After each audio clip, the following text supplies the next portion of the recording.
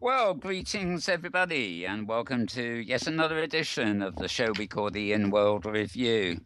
This is a show where we discuss news and other things related to the metaverse. And for those of you who don't know, the metaverse is the world of virtual online spaces.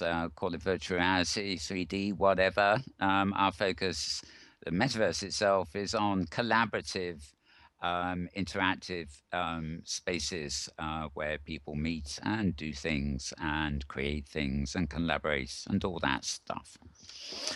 So today is the 24th of January. Would you believe it already? The year is 2016. Still haven't managed to goof on that one yet. Right. And yes, we will be here next week too, because it's that will be the 31st of January. So we still have one more January show to go, but it seems that January has just been racing away. They say it's the most depressing month of the year, so in fact, the sooner it's over, the better, I guess, by that count. And if you're happy, if you live on the eastern seaboard of the United States, it's not only depressing, you're just completely covered up at the moment, I believe. So our commiserations to those of you over there. Hopefully that means that a few more of you are sitting at home watching this show live. Ha ha. But I suspect not. Anyway, before we go any further, I'm just going to introduce the folks we got here today. Next to me on my right, stage left as it were, got Maria Koroloff from Hypergrid Business, my normal co-host. So welcome, Maria. Thank you, Mal, for having me. Always a pleasure to be here. Next to Maria, we've got James Atloud, who is our wonderful cameraman on this show, but will also be commenting on various things as we go along. Welcome, James. Thank you, Mel. I represent the naive and learning audience, so I'll put in a voice for them today. Yeah, yeah. Well, it's like me, I get to all these techies and everything else and say, well, look, but I'm representing the user. That's the way I look at things. So fair enough. Okay, and we have a special guest today.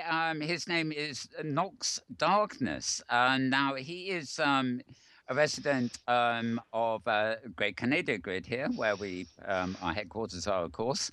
But he's familiar with the hypergrid. He's been traveling the hypergrid for a long while. But he's responsible for Canada's events calendar. And believe me, there are an awful lot of events going on here. And he's also a DJ. So we'll be having lots to talk about. So welcome, Nox. Thanks for having me. It's a pleasure to join you here. Again, a pleasure to have you. And somebody's doing a lot of heavy breathing here, but I'm not that's sure. Me. I'm having my hot tea. Oh, okay, fair enough. I thought you were going to say something else for a minute. I was going to just remind you that well, slurp, slurp. There is no certificate on this show, but never mind. Right, well, to start off with, I'm going to just go through my main Twitter feed and pick up the highlights this week. I didn't think there were many until I actually saw it just now and realized how far I had to scroll down. Basically, these are just highlights that if I don't have the links handy, you'll find them on my Twitter feed at twitter.com/malbones, or one word. And a few of them, all the first four, in fact, go to Maria's blog. So she's got things on active open SynGrid, statistics, popular hypergrid worlds, and a whole load of other stuff. But let's see, 6 days ago is really where my links begin. RotorVR.com had a post on something called Spellbound, which lets you cast virtual magic with your real hands. This basically it's not a world or anything like that. It is simply a kind of installation kind of thing that you log into, presumably with your Oculus or Cardboard, Oculus, I suspect, and you can do things with your hand, leap motion style, I suppose you would say, to manipulate the world in front of you. Right, what's that? Oh, sorry, that's a chat window. Right, okay, in fact, I'd better open that so it doesn't keep tweeting at me. Where are we? Right. Very good. Right. Okay, to continue, roadtovr.com again. I've got a lot of links to them. A preview of Inworld VR. This, again, is an installation rather than a full world, but it's a memorial to life as it was before World War II. And basically, it's a VR experience where you throw yourself back in time to, I guess, what would have been the 1920s, 1930s, and experience life in a place called Arnswold. A company called Square Enix, or Enix, have given away Omnicron in memory of David Bowie. This is a post from GamePolitics.com. Omnicron was an earlier computer game, and it was one in which David Bowie was one of the major creators, both music and storytelling. And they basically given away a copy of this old game to anybody who wants it in David's memory. Presumably you won't need the royalties from it anymore. Right. That's awesome. Cool. Yeah, that is good. I mean, it's a dated game, I hasten to add, but as we found out a lot this week, I mean, Bowie was very instrumental in, well, basically the internet before the web appeared. He was online ever since online is beable. Yeah. Almost. So he did some very interesting things, and of course he had his own virtual world, which looks rather, it's still going. It looks rather primitive by today's standards, but I mean it was far ahead of the emergence of what we think of as some of the early interactive worlds like Second Life. Yeah, very visionary. Cool. Okay, an article Kara Flippis, so I can't give you the real link, you'll have to look it up, but real applications of virtual reality in education. Always interesting articles when it comes to using education. Well, sorry, using virtual worlds for education, I should say. And another one via Flippit. I think it's a mag called Kernel, because it's a retweet from Kernel Mag, revisiting David Bowie's bizarre virtual world. The very thing I was just referencing a few minutes ago. It's an article on, I forget what it's called, no, probably Bowie World or something. Actually, well, something like that anyway. And, apparently, a lot of his hardcore fans still populate it, just as many hardcore fans still populate other closed worlds like Second Life. Right. Behind the scenes of Crytek's VR projects. This again was an article at roadtovr.com. The Crytek engine has always been one of the most impressive of the game engines around. You have Havoc, you have Crytek, and you have, I can't remember any of the others, but some of them, Unity, for example. Some of these engines really stand out from others, and Crytek is one that I've always rated. There are a few apps, virtual reality style apps you can get on the iPad, for example, which are authored in Crytek, and very immersive environments. They're not living entities, virtual worlds as such. Right, Ein, Trink, Mit. Okay, all right. That is somebody's name, believe it or not, and this is an article on the United Nations virtual reality evangelist. And his name is, I believe, Ein Trink Mit. And I've posted the link via Flippit, so I can't see the direct destination it goes to, but you may get to look up that. A startup is solving virtual reality's biggest problem. And I can't remember what the problem is. This isn't very good of me today, is it? Again, these are links I haven't got the direct link for. I think this was to do with motion tracking and sickness, but dizziness sort of things. But I can't be sure of that. But it was feature article anyway. And another one via Flipit, Beyond Gaming. 10 other fascinating uses for virtual reality tech. Now, for folks like us, and maybe most of our listeners, viewers, there's probably nothing new in this, but as a general purpose mainstream article, it's actually very good because, a lot of people still assume that this VR headsets and everything are going to be sent to gamers, which is probably very, very true, but they missed the fact that there are an awful lot of other uses for virtual reality tech. So this highlighted 10 of them. And a similar article, Why Virtual Reality Isn't Just for Gamers. Interesting read. Remodeling barely scratches the drywall of what VR can do for your home. A very interesting article here. This was really discussing VR extensions to. I'm sure many of you with iPads or even desktops have come across this software where you sort of draw a floor plan of your home and arrange furniture and arrange the architecture, or maybe even try and prototype your home ready for a builder to convert it to what you want.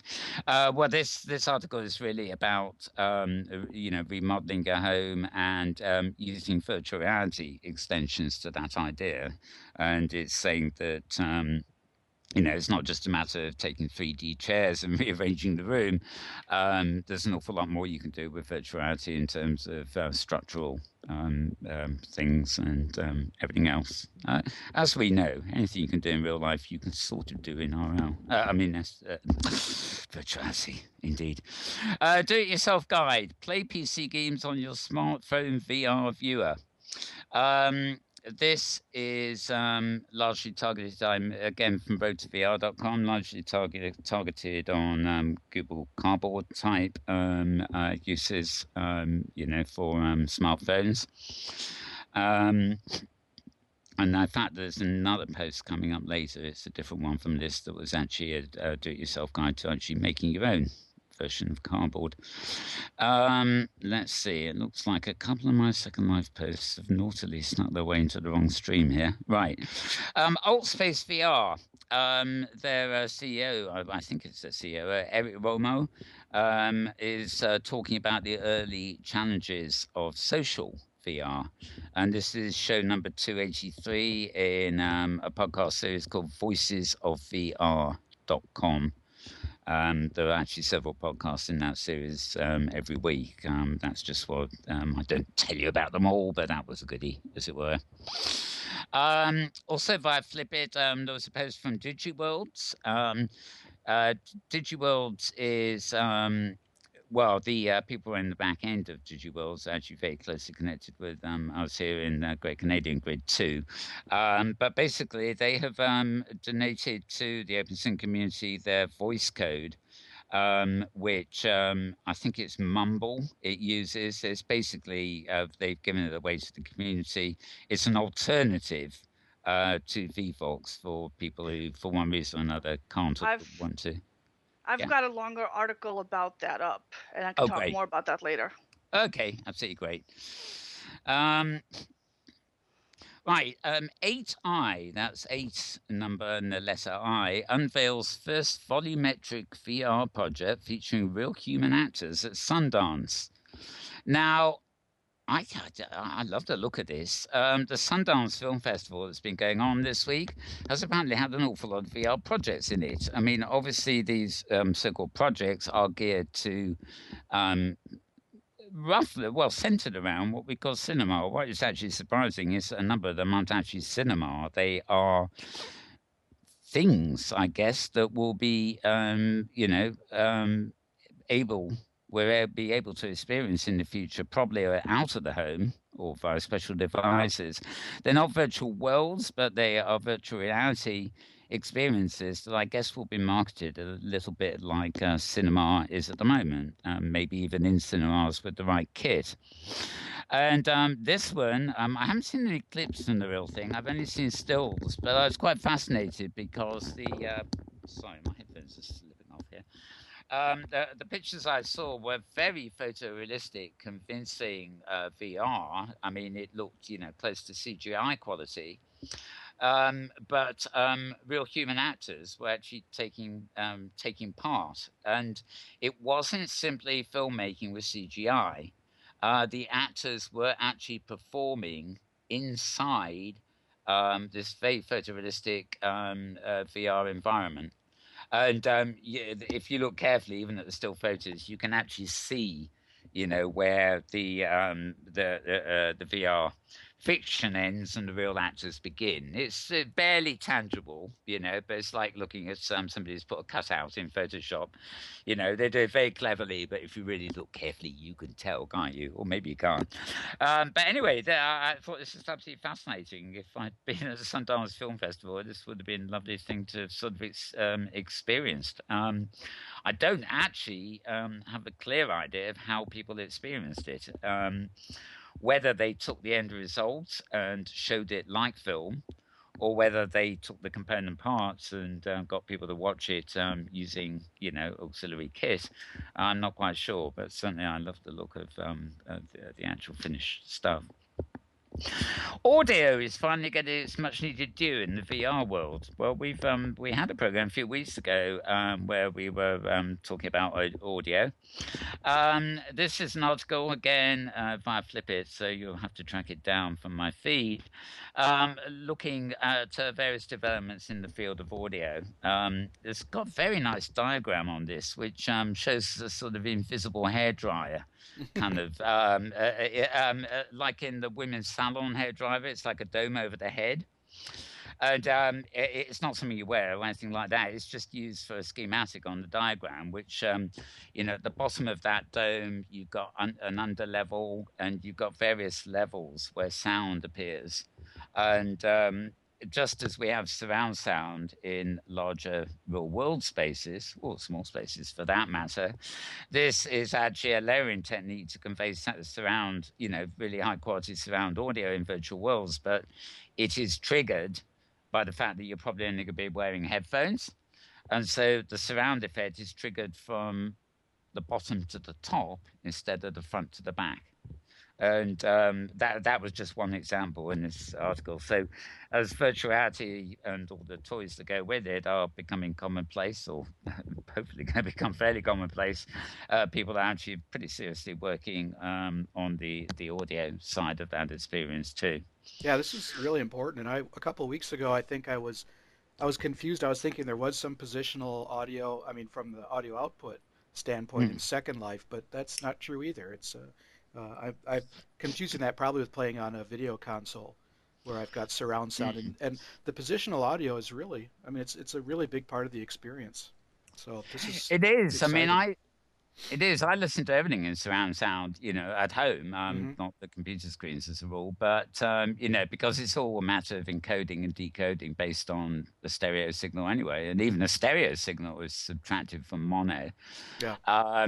So how it's configured is another thing. But of course, in our rooms with surround sound, we're very conscious of looking, say, a center speaker where the monitor is, and then a left and right speaker, center left and right, center rear, back rear, left and right, and then calibrating the field around us so we just feel around. And I did have a pair of years ago, and I've hardly ever used them. It was an adapter for headphones that actually tried to create surround sound in headphones. And it did it by doing a similar channel split of information and kind of shoveling the rear sound, as it were, to the back of your ear. And then the regular speakers facing left and right into your ear were the front left and right. But it was well, it wasn't ineffective, but it was much more artificial than, say, a Dolby or decoding process. It worked, but it wasn't, it was artificial. It was post-production, so to speak. The encoding wasn't, for that method, wasn't actually in any package of sound, as it were. Yeah. In a video game console environment, it's I find it useful because if you're exploring and something is coming up behind you, that audio clue is really valuable.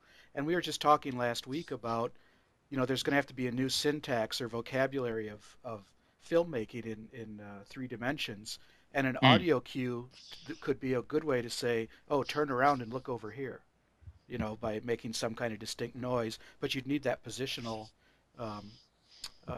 audio system to do that kind of clue. Yeah, it's funny when you look at Vivo's voice, for example, that's in OpenSim and Second Life and places to a great extent. The reason we don't use it for the show is because we're a studio. We have to be wired up with mics like people in the real world are. So we use Skype for the audio where it's an individual mic. But when you're actually experiencing a virtual environment, the spatial audio is where it comes into its own because you actually sense things going away from you and coming nearer and responding to the way you turn. But in fact, although it's called spatial audio, it's all done pretty much with volume controls, whereas it's like an automated volume response. So proximity to where you are. Yeah, you're not actually usually, unless you're wired up to a surround sound stereo decoder, you're not really experiencing surround sound. You're just you're experiencing sound where the volume is automated according to proximity. But it's very effective, of course. So, yeah, that's great. That's good news. Yeah, and I'm going to diverge from I was having a think in the week. I was really thinking about any prospective talk I might have to give. Probably not, but it's suddenly I suddenly have a thought that this all the VR hardware that we're coming up with and all the instances and stuff we've been talking about recently. Everybody knows that I'm very cynical about plugging an Oculus Rift on my head and running around the street bumping into lampposts. It's not going to happen. But, I would like that neat pair of curved around your face shades that can go transparent when I want or opaque when I want or semi-transparent for augmented reality. And I think that's coming. And I realized that the last time we had something that became ubiquitous very quickly, that is made very similar to what we're doing here. It's roughly about 1980. Now, can any of you guess what I'm thinking about?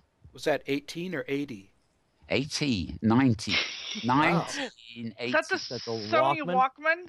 Exactly. Okay. Yeah, exactly. It was still analog, and the initial ones were just cassette tapes. CDs were still on the horizon. They rapidly became Walkman CDs as well.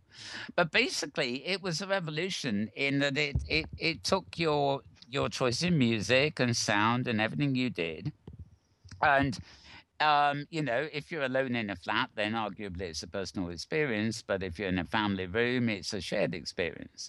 But it was the first time people had a method of traveling with their personal audio anytime, any place, anywhere. And I think what we're talking about now, if these headsets and different devices take off, is actually an equivalent, but we're talking vision. We're simply talking, it doesn't even matter if it's a boring old flat screen movie. What we're talking about is a change in the way we address visual mediums. It can become a totally transportable personal medium, whether that is actual true, whether you use that medium to experience actual virtual reality or simply move yourself really in close to something something else immersive, be it a stage performance being broadcast or a film that's 180 or whatever. It's all about making the visual part of our communications a totally portable experience. I just heard it virtual reality referred to as the final medium. Oh, wow. Which I thought was kind of cool. And I've been seeing all this stuff coming through about Apple. Yeah. Because they've just hired VR interface designer, Yes. a big name in the field. And I'm really wondering about this because the obvious thing is for them to do a Google Cardboard kind of thing. But in the past, Apple has never been hesitant about totally destroying its own business model. And so like the way they came up with the iPad, even though they already had laptops. Yeah. So I'm wondering what kind of device would give you virtual reality and augmented reality and everything else, depending on how you hold it. And so what I'm thinking of is something like like a cell phone, but something that has both the virtual reality and an augmented reality function built in. Yeah. So, for example, if you have augmented reality, if it can project a screen, if it can project an image or a game like a chessboard in front of you, um, it will make that into a social experience right there. Yeah. You can watch a movie together, you can play a game together, and if you hold it up to your face, if it turns into kind of a 3D kind of thing, and it and if it's and if it could also like have all the regular telephone functions and communicator functions Mm. built into it, it could be a really really cool device and really kind of leapfrog over The rest of them. everything else out Mm-hmm. there. Or they could just have a funny iPhone case that has the VR built in. Well, I don't know. Apple come left of center on these things, and they're so secretive. I mean, they have a lot of patents that are related to things that we will probably perceive as parts of virtuality. You know, who And doesn't? I mean, Who doesn't have a few patents in their back pocket? yeah, and you know, they've gone for something as simple and old-fashioned in its way as the Apple Watch. I mean, who's to say they're not going to start marketing Apple glasses, which will simply plug in to other Apple devices and convert your, you know, give you a mobile viewing scape, as it were.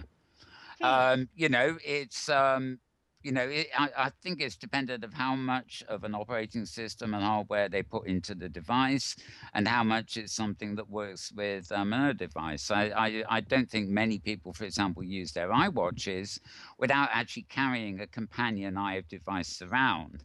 Oh yeah, Because it's an add-on. Yeah. Yeah. So, you know, they may just come up with something like that enables virtuality as an extra rather than, you know, is a particular thing itself. But then again, I was talking about, and in fact, it has been done. I mentioned last week that you could turn an iPad into a holodeck, not a holodeck, but, you know, like a Star Wars hologram conversation by simply having.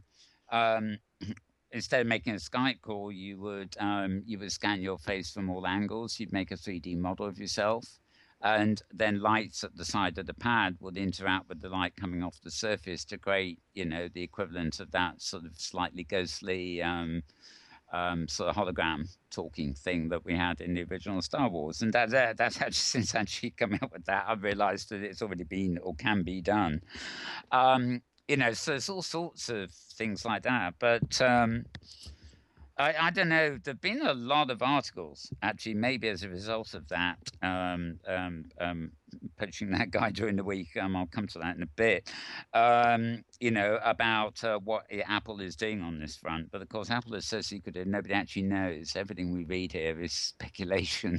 Well, and then you know the history is funny. I read an article on VentureBeat about the new hire. Doug Bowman, I think it is. And, that's right. You know, the lead into the article says Apple invented the smartphone and Apple invented the tablet. So I suspect in the end, Apple will invent virtual reality goggles too. Yeah, I mean, and you know, the other thing we do know about Apple is probably, you know, they will not worry about the price. I mean, true. They, you know, well, they probably will a bit, but you know, they don't come in at rock bottom price. They never have done. They'll probably do something that everybody then copies. But they also I don't see them being over the top either of having like a case that costs as much as the phone itself. I kind of see them as being in the Gear VR category, maybe a little bit pricier. You know, if they're going to make a case. Yeah, it's funny. I read a few articles during the course of I think it was this week or maybe the week before too, about PlayStation VR. And all of the articles seem to be focused on the fact that, you know, the kit for PlayStation VR is going to cost more than your PlayStation.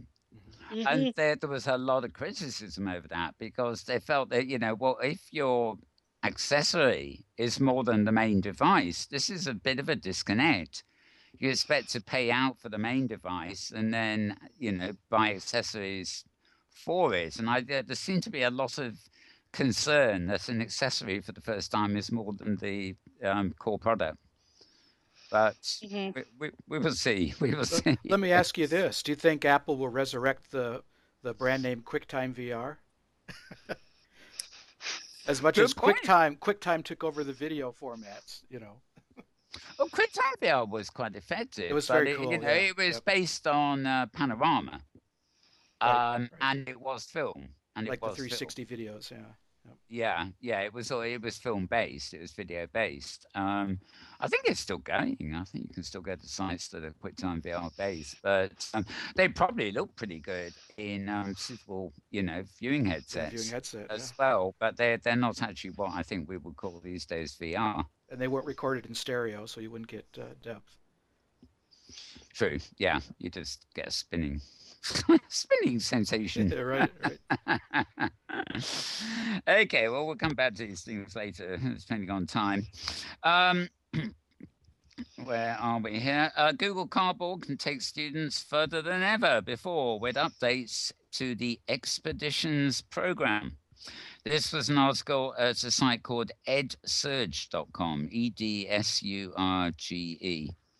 Again, concerned with education, but there's been a lot of fuss about the fact, I think it's Google that brought online, you can now do a virtual tour of Buckingham Palace here, minus the Queen, and various other famous places. And they've done it really, it seems to me, they've done it as an extension of Street View, where they've filmed more information than they need for a Street View to make it 3D. Yeah, clearly working on that. And this expeditions program is clearly designed for educational use. Okay. The 25 virtual reality places to go in 2016, the year virtual reality arrived. This leads to a site called inverse.com, INVERSE.com. Very nice article. It was actually a retweet by me from Beverly Carter, who doesn't tweet very often, actually, but usually posts to very interesting things when she does. Virtual reality is changing how we educate. A site called Metaverse Musings, that came via Scoop It. How the cutting edge of virtual reality is making the real world seem boring. Yay! Again, via Scoop It. Apple's latest VR hire is top researcher Doug Bowman. Wrote to VR.com. Had a good feature on that and a little bit about a little bit of Doug Bowman's biography. That probably, we've just been talking about Apple, of course. That is, I think, a fairly significant thing this week. I mean, he's top of the tops when it comes to hires, and he's been hired by Apple, who have been, as we've just been saying, more or less silent publicly on the VR front as of the moment. Nearly 700 million US dollars invested in AR and VR in 2015. roadtovr.com there. And we've got another midweek. I switched over some robots and I ended up getting the wrong post going to the wrong feed. So here we are. Right, back to Sundance Film Festival. You can watch 13 of the best VR films from Sundance in your home right now. Again, I don't have the direct link handy. It came via Flipit, but it's in my Twitter feed. Virtual reality is about to completely transform psychological therapy, again via Flipboard. Will virtual reality make you buy more? Retailers are betting on it. Yeah, down to the money there. Another article. Dynamically distributing a simulation over hundreds of engines. This was a post, a very technical post, although it's in pretty layman's language, from Improbable.io. Improbable, as you might expect, .io. I mentioned Improbable on this show several months ago. They used to be based in Cambridge. They're now based in London here in the UK. And they claim to be working on a deep level infrastructure that would allow various virtual worlds and different platforms to interact on top of them. what they've been doing here appears to the demos they've been doing here seem to have been done with Unity, and they're just well, basically distributing a simulation basically means putting a virtual environment online and running it over hundreds of different engines at the same time. So they're working in a very technical sphere that we don't necessarily know or think about when we're actually using virtual worlds. But interesting article they have there. Google are developing high volume consumer VR hardware, according to, it's Photo VR, and they're hypothesizing really based on new job postings. But it seems that Google are probably extending what has started as Google Cardboard into something else. I wonder if they'll change the name from Cardboard as well while they're at it. But the description is high volume consumer VR hardware. So there you go. Omni hits Hypergrid Business again, so we can go. We'll leave these to Maria. PinkSomethingAfterlife.com, Tesla members blog. Safari goes boldly. That was a write-up on this week's Hypergrid Safari, with 3 or 4 locations. A post via Flipit from Virtual World's Best Practices in Education 2016 reminded people there is still time for their creative track proposals. This we'll be hearing about more in future weeks, but March, which is when it happens, is not very far away. I suspect we're only about 6 weeks away from this year's Virtual World's Best Practices in too Education. Close, I think. Yeah, it creeps up as it does every year, and it's always last minute. Crystal Delights move from virtual to real world, gathers pace with new store opening. Now, this is a post at sl.governormarley.com, which is one of the feeds I sort of monitor for my Second Life news. But I put it in the main feed because this is really interesting. Crystal Delights are a like fashionista boutique, highly successful in Second Life, and so successful, in fact, that they're now starting up a real life retail chain based on their Inworld chain. You sometimes hear of, oh, great, some fashion designers doing stuff in World, or, shops in the real world come succeed virtually.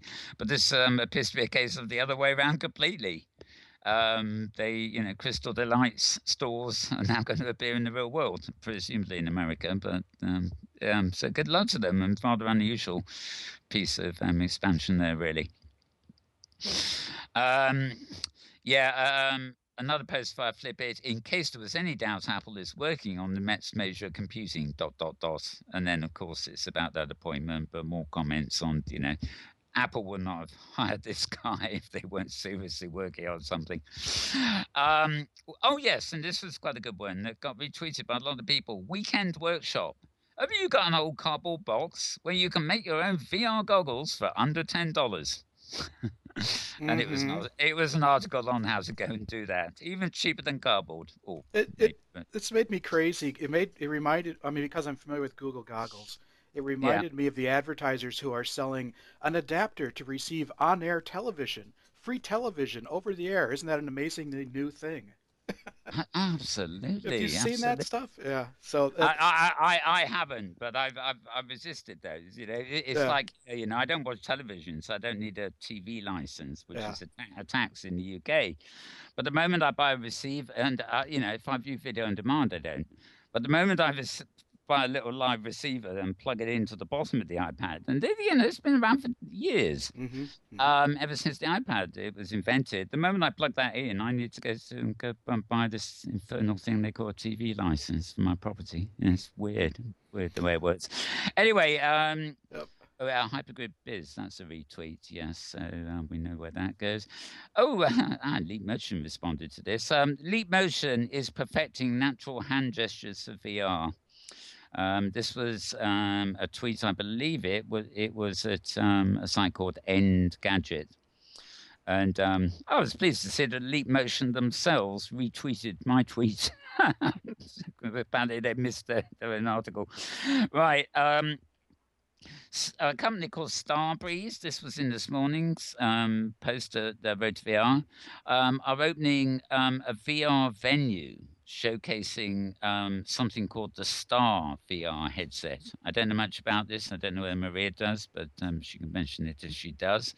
Yeah, I saw a photo of it, and it looks like a hideous contraption with black and white iconography all over it, and it's like it looks rather like two Oculus Rifts stuck together, as if one's not bad enough. But anyway, it's actually a VR arcade venue with these headsets that they're planning to open. It doesn't seem to be a headset that well, not in this article anyway, that they're saying to the public. And the last post I found a couple of hours ago, just an anecdotal one, really. The Abbot's Book. And the reason I noticed this is because a certain game, which is probably the only actual game I ever did play and loved, the name of Myst. Abbott's Book wants to be the gothic Myst of virtual reality. Dash, can it pull it off? It looked nice, but of course it doesn't really exist yet, so that's live. Anyway, that's it. As I said, there were rather more things in my thing this week than I expected. So without further ado, I've left out all the ones on hypergrid business, so I'm going to hand over to Maria so she can tell us about those ones. Take it away, Maria. If you're there and I'm muted. Have I was muted. Or have I put you to sleep, kind of thing? I was muted. I was sitting here talking away, and yeah. All right. Okay. So it's been a busy week during the middle of the week, but things picked up on the weekend because I had some time to start catching up and editing and posting articles that freelance writers contributed that had been piling up, press releases that people have sent me, and so forth. Quick highlights. The Virtuix Omni won Best Peripheral on CES, which was in Las Vegas this month, from Tom's Hardware. They have raised something like 15 million. Not raised. They have indication of interest for $15 million in investment from like normal people such as yourself and myself for seed funding. This is a new law that the investment has changed in the United States last year. Previously, if you wanted to invest in a startup, you were either friends and family, and you gave the money as the friends and family round, or you were a venture capitalist or an accredited investor. That means that the SEC was convinced that you had enough money to play with and that you knew what you were doing, so that these companies weren't ripping off, widows and orphans. Yeah. Well, the only thing that happened is that you had people making early stage investments in Google and Facebook and becoming billionaires, and the rest of us were kind of locked out of this, which it kind of isn't fair. So they've changed the law, and now, subject to certain constraints, normal people, such as myself, can make investments in startup companies with platforms such as Seed Invest. And Virtuix did a gauge of interest to see if people would be interested in doing this, and they had $15 million worth of interest of people saying, hell yeah, I'd like to invest. Here's how much money I'd like to put in. Now, so with Kickstarter, normal people can invest, but generally what they're doing is they're buying a product really, really early, or just outright giving money to a company for the hell of it, or in return for a t-shirt or something. So the people who gave early money to the Oculus Rift, for example, got a headset out of it or got something out of it. The ones who put in a lot of money into the Oculus Rift got maybe some more premiums. But when the Oculus was bought out by Facebook for $2 billion, they didn't get a penny of that. And if Oculus had gone public on the stock exchange, but out of the blue, they're going to get free ones now. so yeah, now they're going to get free ones. So it's very nice. It's very nice of Oculus because a lot of people were kind of pissed because they were like, we funded you guys with our little dollars that we scraped up from under our couch because we're poor, and now you're sold out for $2 billion and we didn't get a penny of it. That's just not fair. So it is not fair, but it does give manufacturers a way to get some early funding to ramp up production for the products, because it does take startup cash to build this. And it does give them startup cash. So Virtuix Omni did the same thing. They had a whole bunch of early people who bought the Omni like a year or two ahead of time, So they really believed in this. They've just started shipping the first ones this month, so people have been getting them. And then as they've got, I think, 90 to go out the first round, and then 4,000 in the next round, and then they're going to ramp up productions as they improve the process. So the people who invested early in Virtuix Omni get an Omni out of it, or whatever the premium is, but they don't get to become billionaires if the Virtuix Omni becomes a $1 billion company. Now, I personally don't think that the Virtuix Omni will become a $1 billion company, because it's a single product manufacturer. It is not a platform the way Google is a platform, or Facebook is a platform, or Yahoo once upon a time was a platform that had almost unlimited growth potential. With a Virtuix Omni, you have a clear limit on growth. How many people are going to have this thing in their houses? How many people are going to have this thing in their arcades? There's only so much of a market for it, and the market is close-ended. So at a certain point, we're going to have different. We're going to have full body motion captures of different kinds. We might not need it anymore. So so the Virtuix Omni is not necessarily the best possible investment opportunity, but it still could be an excellent short-term investment opportunity for the VR hardware market, and they might expand into other products as well, or they might get bought up by somebody and become part of a bigger platform. Either way, you're going to make some money out of it if you invest, and you can now do that. And the other thing that they're doing is, if you want to try it out, they're hitting the malls. And I posted a little video of them in a shopping mall in Houston, where people, just random people, pay $10 to try it out for a few minutes. And the goal of the demonstration was to show that there is, in fact, a market for arcades, for people to play in virtual reality, pay a few bucks, and have fun and experience it for a brief amount of time, not long enough to get sick, but enough to have fun. And obviously they're trying to drum up business. They want people to open arcades with the Omni in it.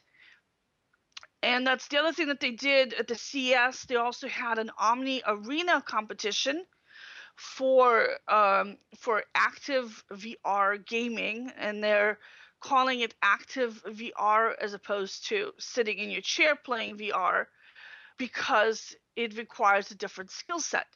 If you're sitting in a chair and you're playing against somebody who's running physically, obviously the person in the chair is going to have a little bit of an advantage, because they don't have to actually run. They're not going to get tired. They could just press the joystick forward to move, and they it's not a fair competition in the game.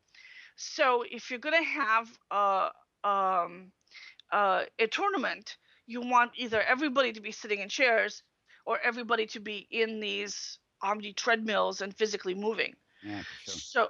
So this is a great opportunity for arcades to hold little miniature tournaments, because they can see that everyone is in fact in a treadmill and not sitting down and faking it. Um, and it's an opportunity for a new kind of active gaming competitions where you literally have to be an athlete. Mm. So we have we have video game tournaments now, and calling it a sport is kind of a stretch. It's like calling, I don't know, uh, Well, it's like chess, isn't chess. it? Exactly. I You was know, gonna say chess chess. is a game, but some people call it a sport. So where the hell? But yeah, physical. Exactly. Or table tennis. Yeah, Anyway. yeah. Oh, Well, and that it's uses your arm. and it's actually a pretty big industry. I mean, there are a lot of Mm. people doing these types of tournaments on desktop No. computers, and it's pretty Yeah. amazing. Yeah. No, So now. actually, I've always liked the idea. You know, this is like fitness apps, really, isn't it? I mean, the treadmill Mm. is a device that will keep your body physically in shape, as Mhm. well as help you experience virtual worlds. So, I mean, Exactly. it really is a nice bridge between the organic world and the electronic one. Oh yeah, I'm definitely looking forward to it. I would love to just walk around Skyrim. Yes, Not even play. I just want to like walk around inside Skyrim. That seems like so much fun. You know? I've Yeah, I agree. Yeah. I actually picked up a HUD during the week here in OpenSim, and it's on my screen by my AO, and it simply allows me to adjust my walking speed. Now, if I was doing a race with somebody, I can go from, it doesn't put me in a run animation. It just adjusts my walking speed from a dawdle to really fast, and I've got it set on 2 because it just suits me. But it's sort of, if I just want to walk around and explore, it really enhances the experience because I'm just going faster than I would normally walk. So I'm getting mileage covered while you're walking around regions and things like that. But of course, if it was a game, it gives me an unfair advantage. So Right. I can see what you mean about people, making sure that everybody's wired up to the same kit so Yeah. they don't have And advantages. Yeah. now at the mall they had it hooked up to the HTC Vive. And as you guys know, I tried out the HTC Vive a couple months ago, and I was blown away by the graphics. So I would definitely would love to see an HTC Vive quality experience walking around inside a beautiful virtual world. Um, it doesn't mean that designers will have to step up the game a little bit because you want enough graphics to really fill up your field of view. You really want rich graphics for this. And I think it might also expand the direction that people are moving into towards procedurally generated graphics, Mm, where you can have a lot of detail depending on where you're focusing and where you're looking in. mm. And if you lean forward, the detail kind of expands and you get more and more realistic textures. So I think we're going to That's need. that seemed to be where this thing they were showing at Sundance seemed to work. It was real world actors, but the graphics were just totally procedural. So, where the camera followed them, it all Right, reversed around them. Yeah. right. So so yes, that's pretty exciting, and I hope they come to a mall near me Mm. soon. Yep. Speaking of trying things out, there's news out of Oculus that they will be in retail stores in April.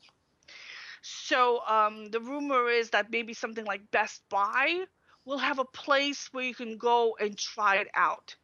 And of course, with virtual reality, you have to see it to believe it. Mm, Literally, you cannot explain it to somebody.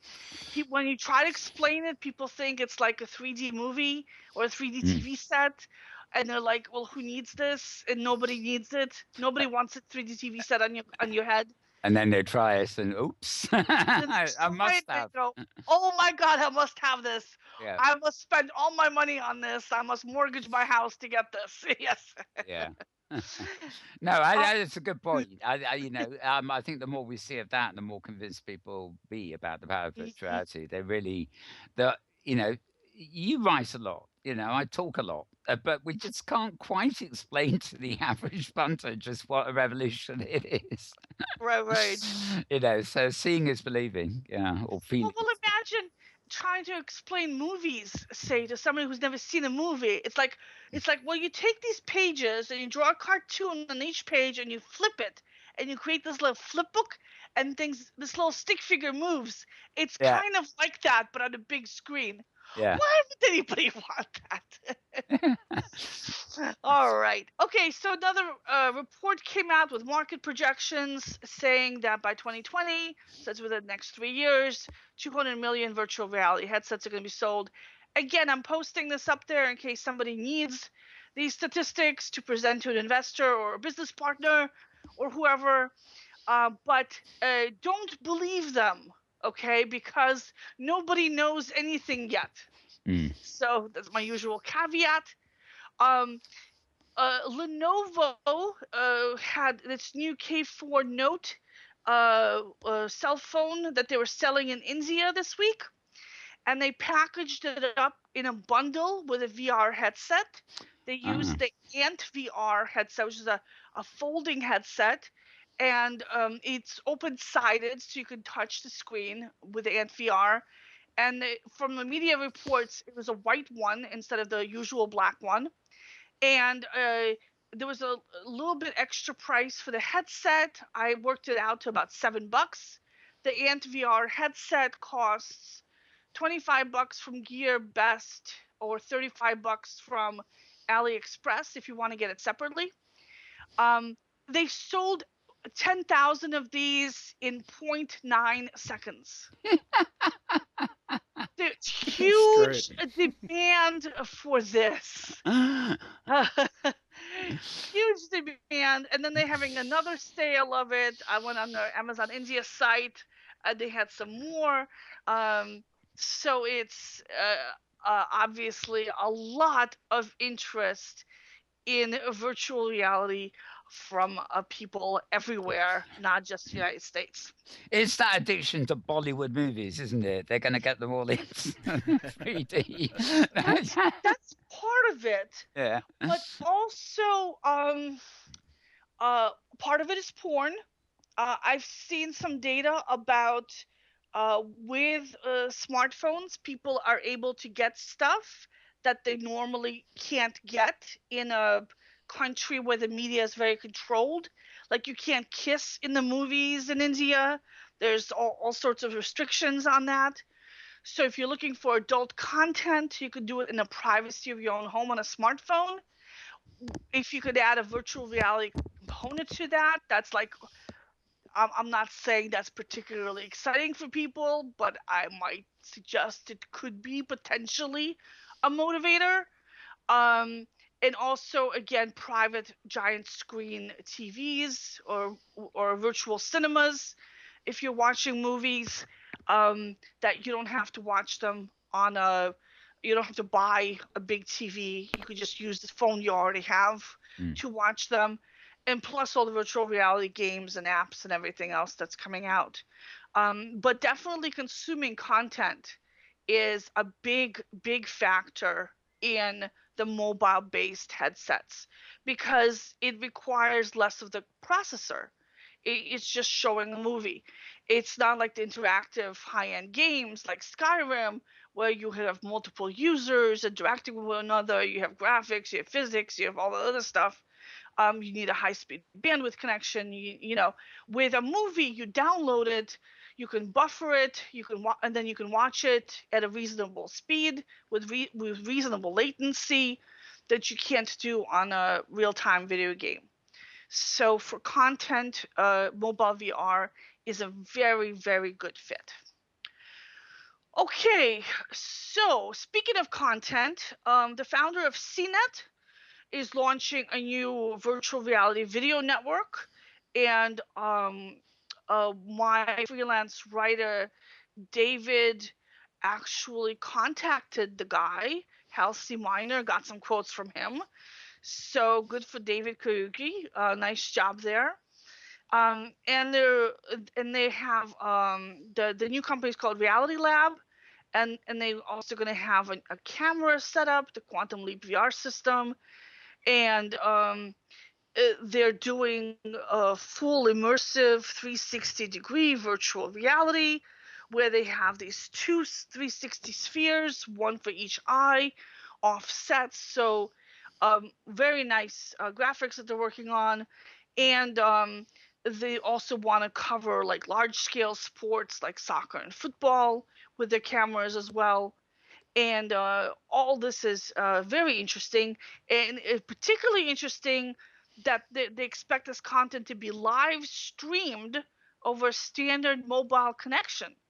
Mm. So it's going to be interesting to Wow. see how they're going to be able to do that.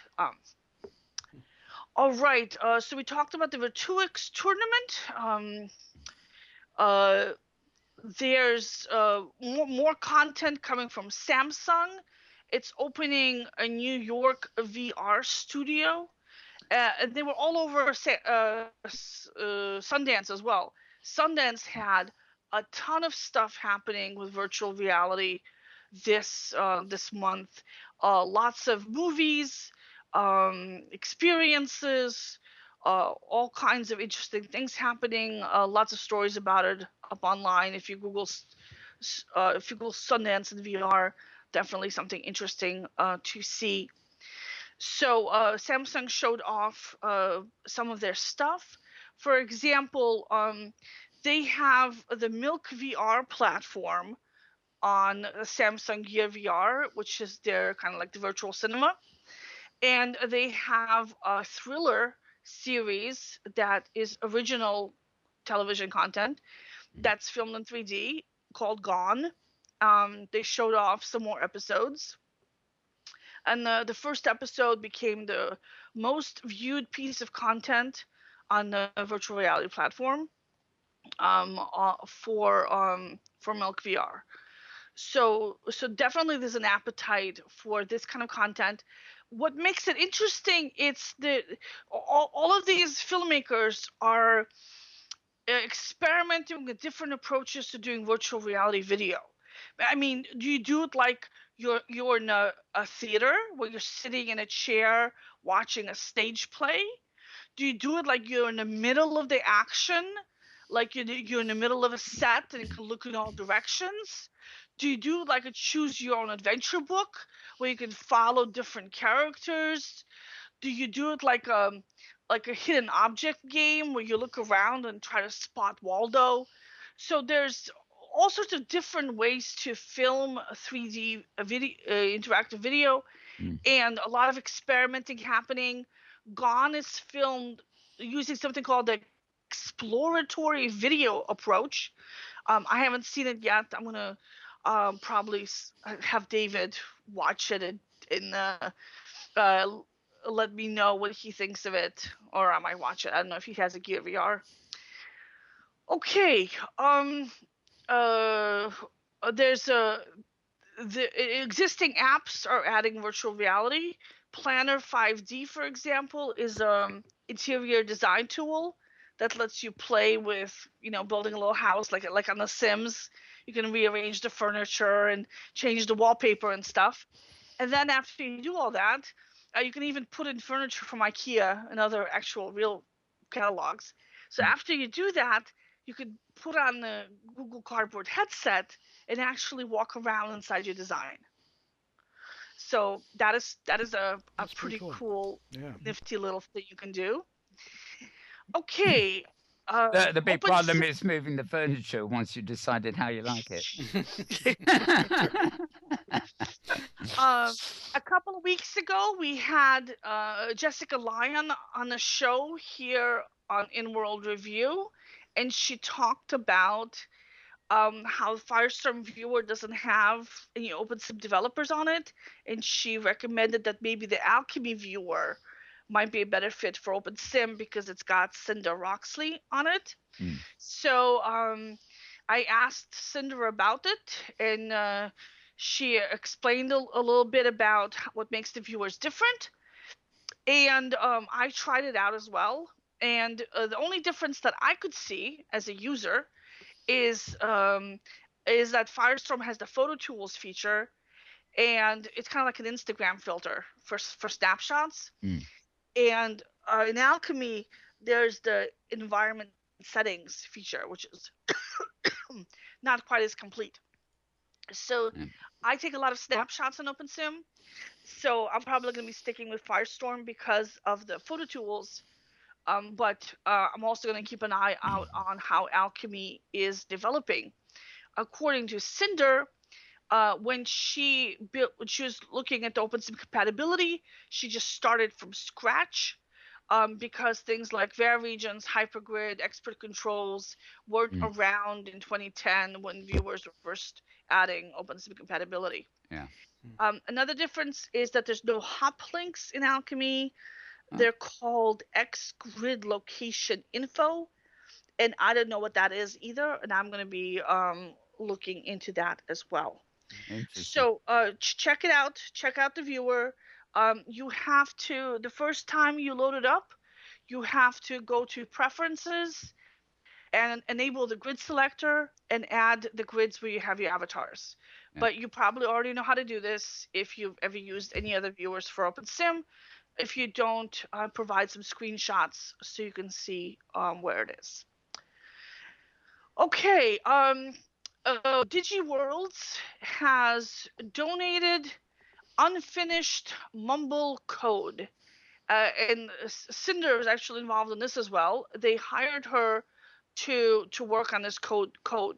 So the way voice works in OpenSim right now is everyone uses Vivox. Vivox is free for small grids. If you have fewer than 5 people talking at once, then get Vivox. Everybody has Vivox. All the hosting providers will set you up with Vivox at no extra charge. There's a free form online you fill out if you want Vivox and you're setting up the grid yourself. It's a great deal. The best thing about Vivox is that they handle the voice on their servers, so there's no hit to your grid servers at all. But if you have a lot of users, you're going to have to get a commercial license.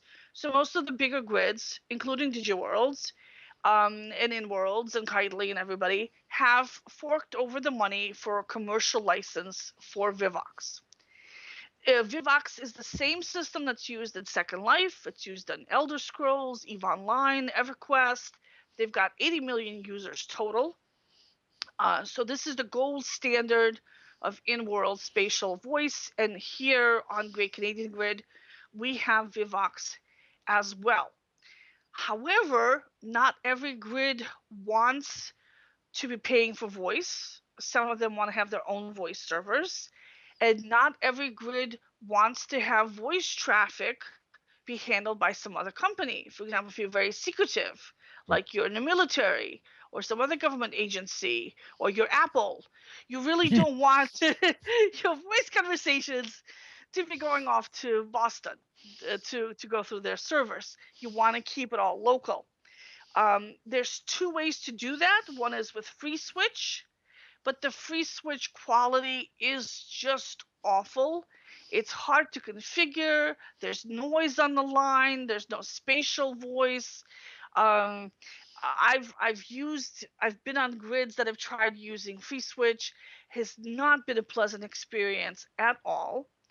Mumble is supposed to be way better. I've been on grids that have that too. It works like Vivox. It sounds as good as Vivox. It's spatial like Vivox, but it's free and you can run it on your own servers. But FreeSwitch connects to the Vivox hook in the viewer. So when you're using a viewer and you're on a grid or a region that has FreeSwitch, your viewer thinks it's using Vivox and it doesn't even notice a difference. You notice a difference, but your viewer doesn't. So what? That's FreeSwitch. You mean Mumble doesn't do Yeah, that? but Mumble doesn't do that. With Mumble, you need actual 2 sets of code. You need code on the OpenSim side to run the voice, just like you need FreeSwitch code. But then you also have to change the viewer, and this is why they hired Cinder Roxley to do this, so that the viewer could find out which voice is being used and switch to the right voice support. And according to Terry Ford, who's the founder of the World's Grid, they spent quite a bit of money on this. The quote, significant monetary investment, he said that they made into this, but they couldn't get it to work with Macs. So it worked on Windows machines, but on Macs it would either not work or work sometimes, or it was just weird. So Because talking to Terry, actually, you know, a long while ago when, you know, in last year or something, because, you know, I actually thought for a long while that Canada here, which he also handles, was using Mumble. no, But it is actually Vivox now. So it's Vivox. Yeah, everybody uses Vivox. So what they did was, so they just ran out of energy or money or whatever to work on this, and they gave up. And they're releasing all the code to the community, and they're hoping that somebody else will step up and finish off the work for the Mac, or use it as is and pretend that the Macintosh doesn't exist. yeah. Boo-hoo. Oh, I wouldn't mind that if they made it work on the iPad, but that's another matter. Yeah. So anyway, so that's up there, and I've got the links to both sets of code, the code that's supposed to go in the viewer and the code that's supposed to go into the OpenSim module for the region owners or the grid owners. And so you have to use a special viewer for this. So if your grid wants to have Mumble, you're going to have to release your own viewer version that has Mumble support, and you're going to have to tell your users to stop using their Macs and use Windows machines. Out of curiosity, although you may not yet know the answer to this, let's say I invent a derivative of singularity, you know, like Chris had done, for example, and, you know, I'll call it the Malviewer or something, and I implement Mumble into that, right? How will that play if I hypergrid to another grid that uses Vivox? Well, it'll switch. It will switch, right? Okay, yeah. The viewer code detects which voice you're using and switches to the right voice. Right. So simply, the difference really is simply the Mumble code has to be on an individual grid for the viewer to recognize it.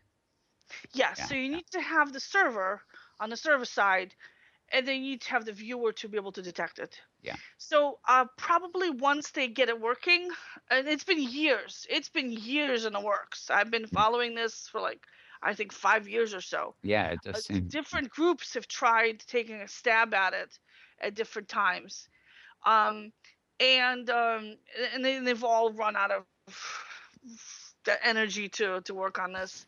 But if somebody is able to finish it off, I think that eventually all the OpenSim compatible viewers would add that to their code base, and you just have that. So I would really appreciate having that as a choice for grids. Schools and governments and corporations like Apple, for example, that have private grids that are run entirely behind the firewall, might appreciate having a local voice server as well. Right. Plus, it's cheaper to have your own server instead of paying Vivox to do it. Although Vivox probably does it pretty efficiently. Okay, now, let's move on a bit. Running out of time. My favorite story this week was out of the Kitely Market. There's a store called World's End Landscaping and Roleplay, owned by Oswald Wayfarer. Oh, yeah. And this is the top selling store in the Kitely Market. And they sell over 160 different pieces of content through the store, mostly landscaping supplies and castles and stuff like that. And they have Oswald posted a note saying that everything in his store is now exportable. And the quote that I loved from him is that he also lowered prices 30 to 50% on everything. He said one of the justifications for charging higher prices in OpenSim was because of the potential risk, he said. But I get a lot of return custom from various different grids, so I have no tangible evidence of bootlegging, after 2 years of business, and I think my prices should be adjusted to reflect that. Yeah. So this is expensive content. These are costs like $20-$30. This is very high-end content, and he is seeing no evidence of bootlegging of his content. People are coming back from those same grids and buying more and more stuff. Mm. Kitely Market is currently delivering to 119 different grids. The top selling categories: landscaping and plants, followed by avatar appearance, building components, structures, and clothing. And the majority of all payments, 78% of all payments, is in real currency via PayPal, 22% on Kitely credits. Merchants like PayPal because they can withdraw the cash when they make their money. Kitely credits has to be spent on Kitely, but it can also be used to pay for land on the Kitely grid. So the thing with security on a hypergrid, which is a common misunderstanding, is that you could if you could take the content to a different grid, you could take it to a region or a grid where you are the owner. You have access to the asset database. You could give yourself God powers, and you can change the permissions on any item you want. In practice, it's a lot of work and money for a thief to do this, because first they have to buy this content, they have to pay for it, they have to take it to a grid that they have to set up, they have to go through, the permissions changing and everything else. And it's a lot simpler for them to go to a place that has a lot of content, such as Second Life, and copy bot everything they want without having to pay for any of it. The only exceptions is content with rigged mesh or scripts. So, because the copy bots can't steal the scripts. So, if you're a creator with complex and proprietary rigging or scripting, then you have an advantage to keeping your content in closed grids, or on a grid where you can set the permissions to no export, such as Kitely. But for everyone else, if you don't have any scripts, or you're using standard off-the-shelf scripts, then there's no security benefit to keeping your content off the hypergrid, but it does significantly restrict the size of your customer base. So and now we're starting to see empiric evidence of that coming in, that that there is money to be made on the hypergrid, and that the idea that everyone on there is a thief is actually not true. So that for me was very exciting news, and I was glad to see that. Great. So, anything else? Because I'm just looking at our time here, and we get Well, doing well. Yeah. just one little quick thing I'm currently working on that I haven't finished yet, and that is Labs. They are in the hosting business now, and Alexander Pomposelli has been after me for a while to add me to their hosting directory, and I've had my doubts because you know why I have doubts. Yeah. I am hesitant to recommend them, but they're now hosting several grids.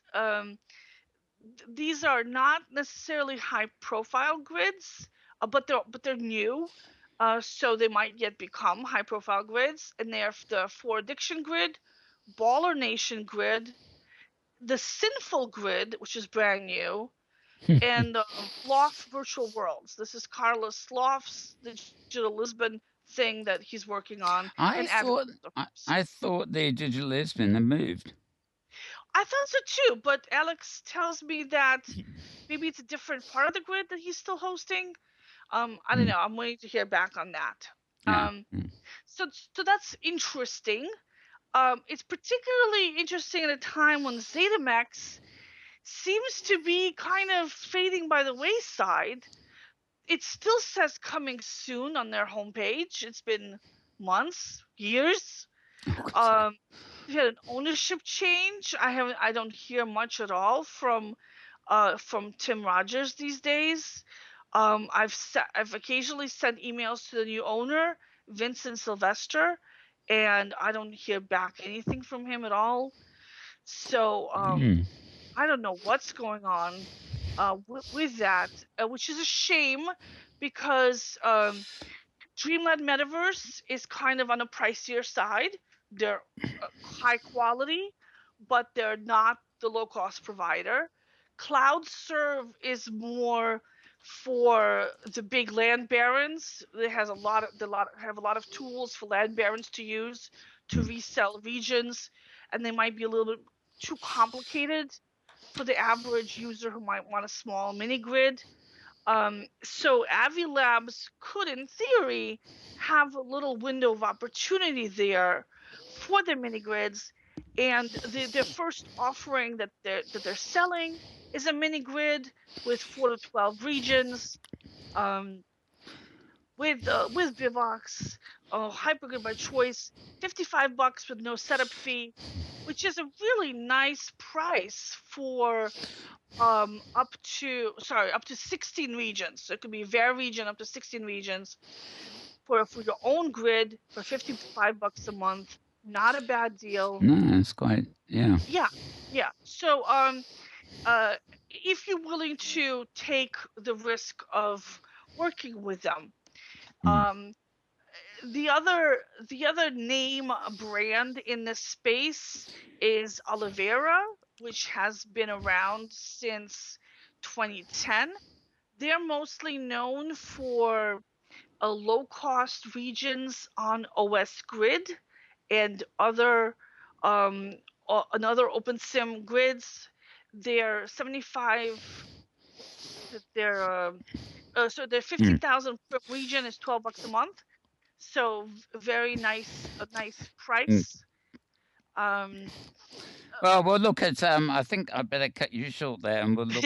We'll look at service providers in our day. And as I Right. say, it might just be wise to wait a while with everyone else, so Yeah. they're stable But to where they keep yeah, changing. That's the problem. but But my point is that Oliveira is good for individual regions. yeah, A Cloud Serve good for land barons.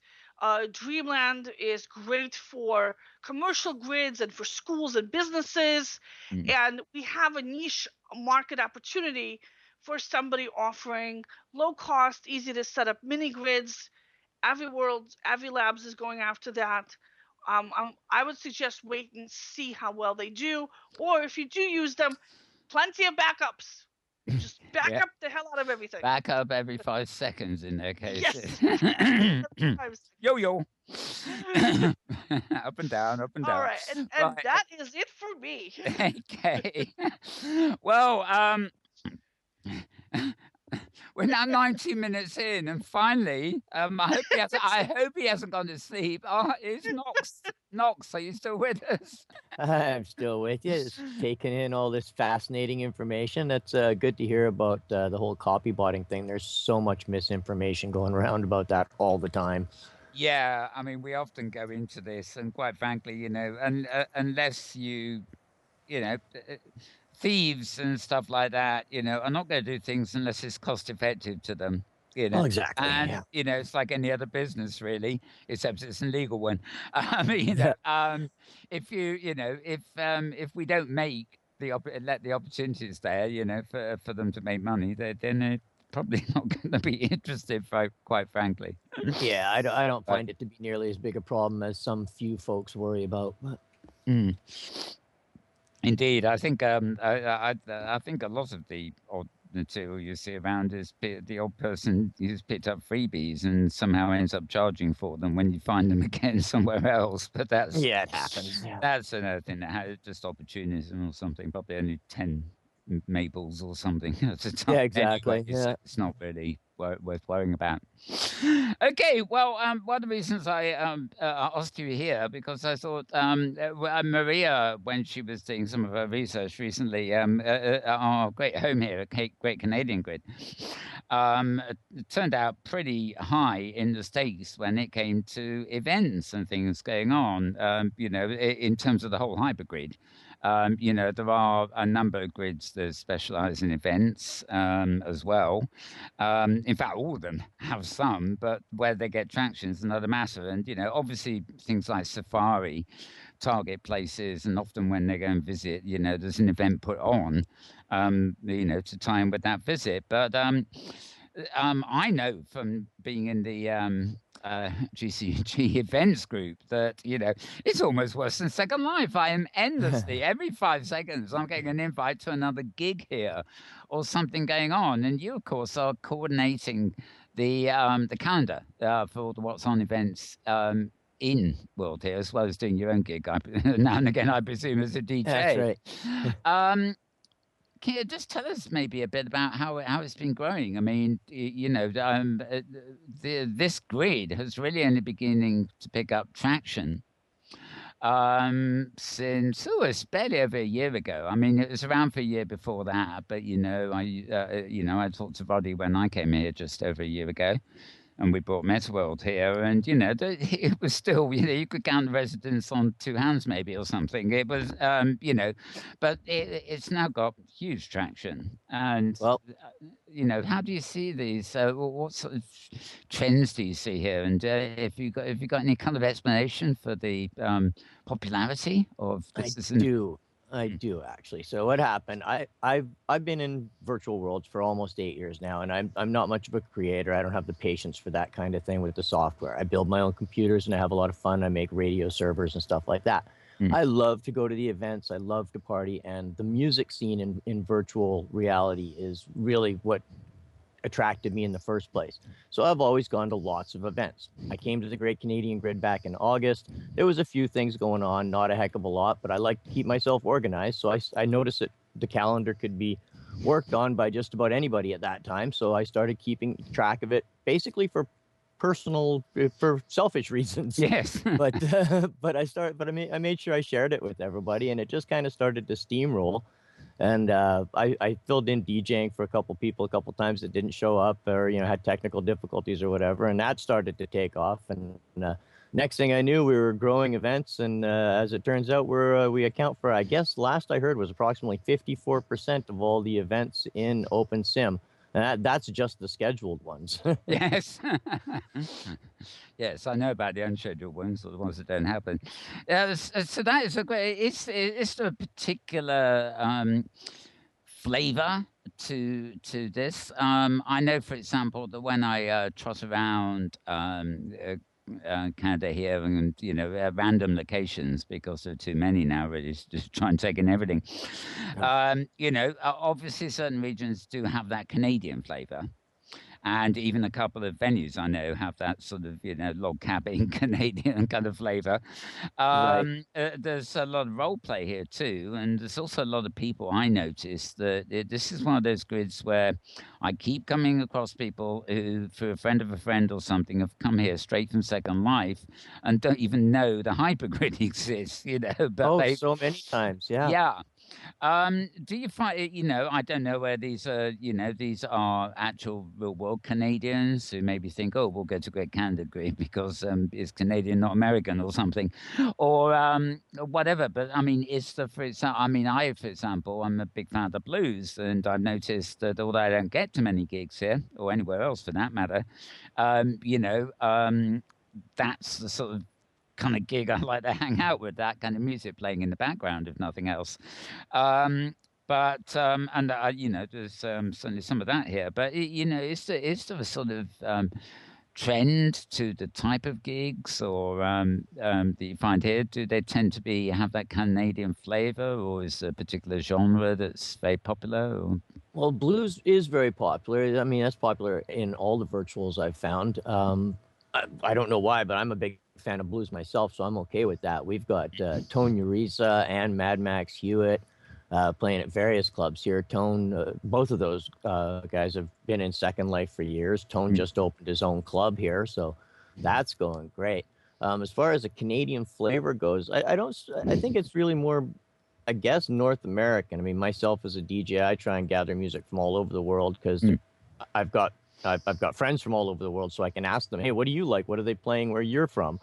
Right. So I try and do that. But there's only so many Canadians here, really. That, I'm one, and I've met quite a few. But to be honest, I'm meeting people from all over the world, and that seems to be the general flavor.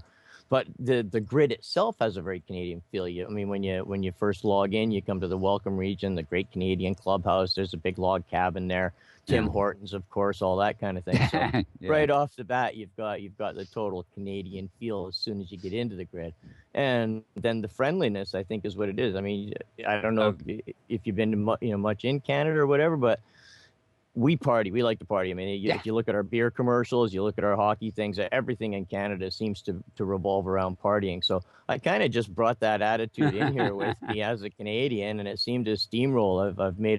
I've made myself a big job. I've actually had to ask a few people to help me with it. Now it's gotten so busy. The calendar is it's a daily baby of mine now. Yeah. ever growing. Now, interesting to this. I mean, hypergrid wide. Have you got any feeling for the number of people, for example, who come to gigs here who are jumping in from the hypergrid versus the ones who, how should we say it, the local community?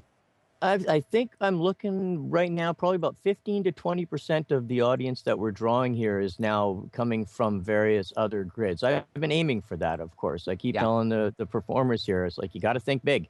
We're on the hypergrid here. This is not Second Life. Our potential audience is so large as long as we can reach them, right? So that's what I've been aiming for, is to try and I keep telling everybody, I want the Great Canadian Grid. Personally, my goal is to make it the events grid in OpenSim. Fair enough. I'm sure other people share that goal, but just having, I've always felt that the hypergrid, in many ways, it's like the web. It connects everything together, but also, it does allow individual grids to be specialized. As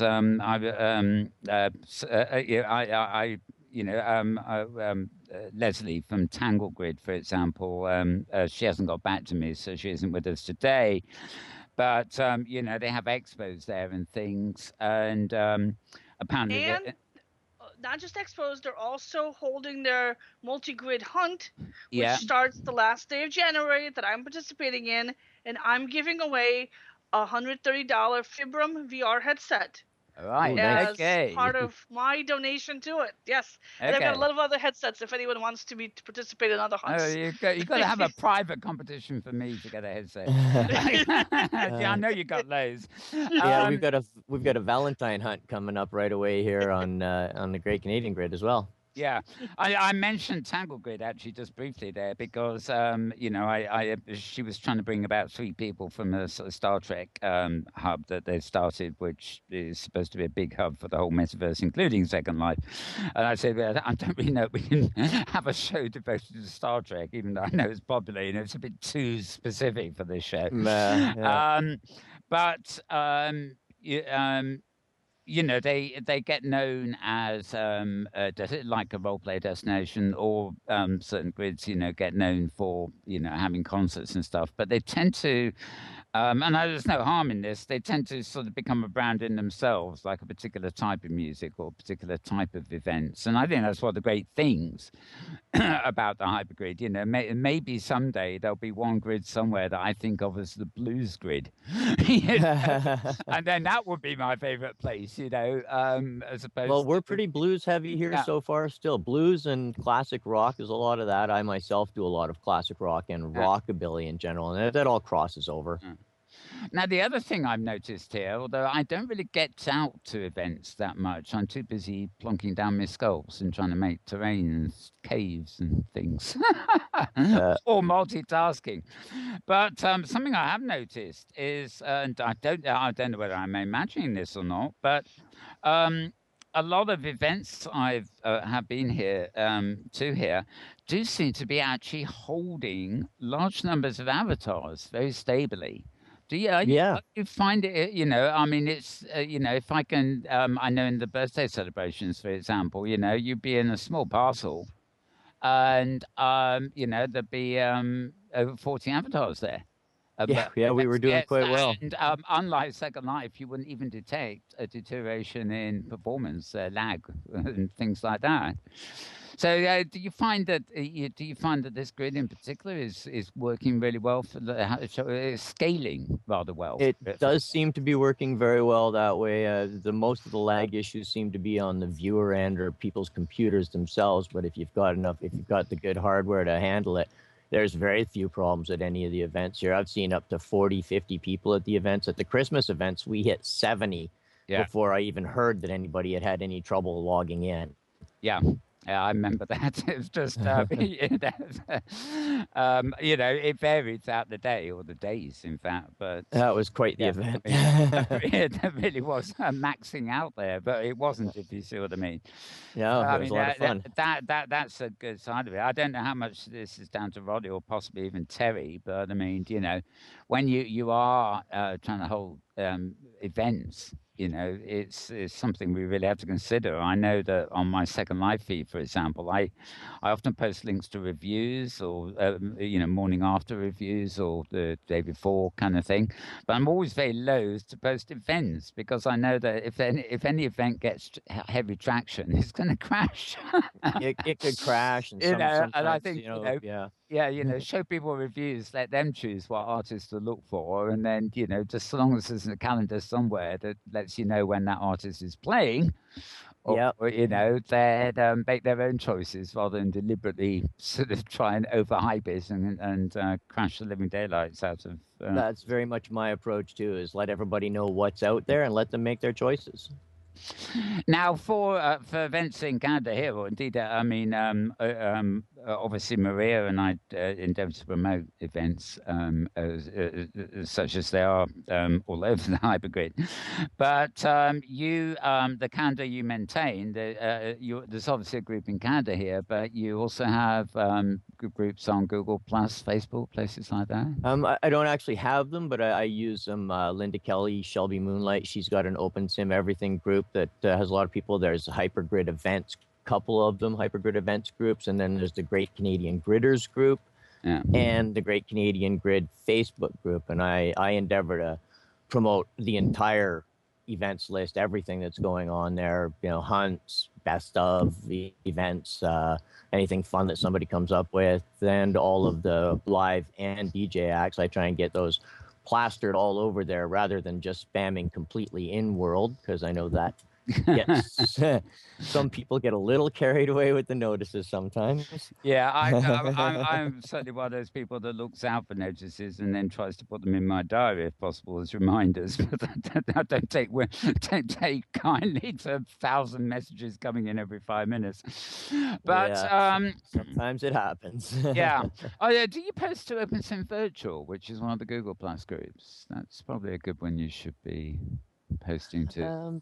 I probably do, but if I don't, I'll find it. Yeah, I'm not clear. Maria would know better than me, but I think that's the #1 group, isn't it, Maria? Yes, OpenSim Virtual is the biggest OpenSim focused Google Plus community. Yeah. And there's a Metaverse Week in Review one as well, which I try and make sure I only post in places where the postings are welcome too. I mean, you want to post events where people are looking for events, not where they're looking for technical information, right? So true. Mm-hmm. Yeah. So I try and err on the side of caution that way, be more careful and not bombard people with promotional material. I believe OpenSim Virtual has an events category. I am posting the link into local chat here in Skype. Got it. Yeah. Oh, great. Okay.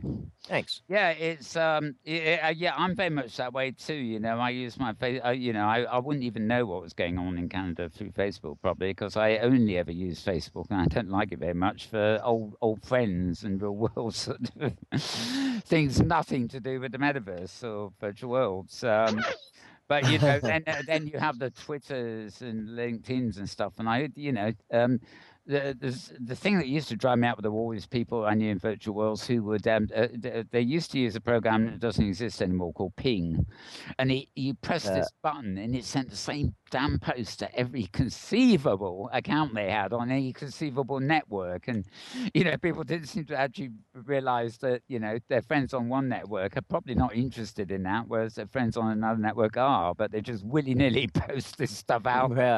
Yeah, exactly. It can really confuse people.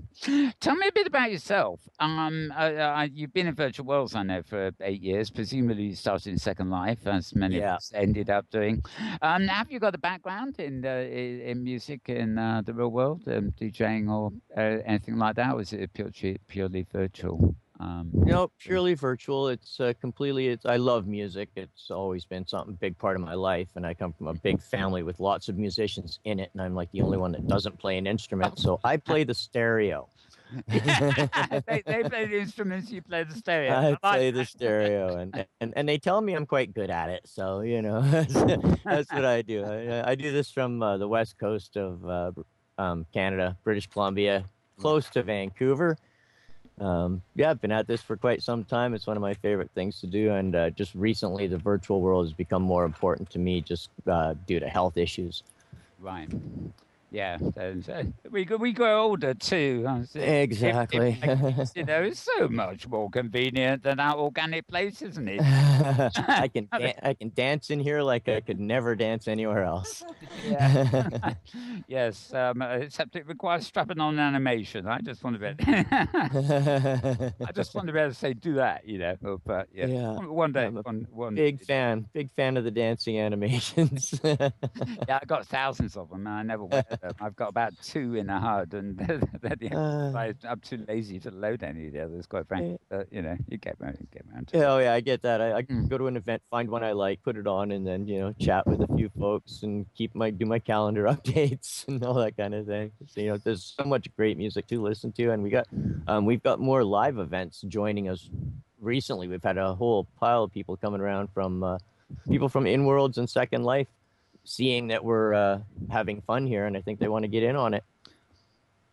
I don't blame them. I mean, it's something I have noticed. I won't say it's massive, but slowly but surely, I find on the hypergrid, not necessarily here, familiar faces from the music scene in Second Life.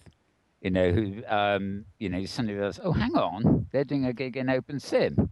Yeah, because normally all the gig notices are somewhere in Second Life. Yeah, I mean, we've got Tone Ureza, Mad Max Hewitt, Potlatch Fogarty, Shane and Gary Johnson. They're all from Second Life, and I mean, there's more.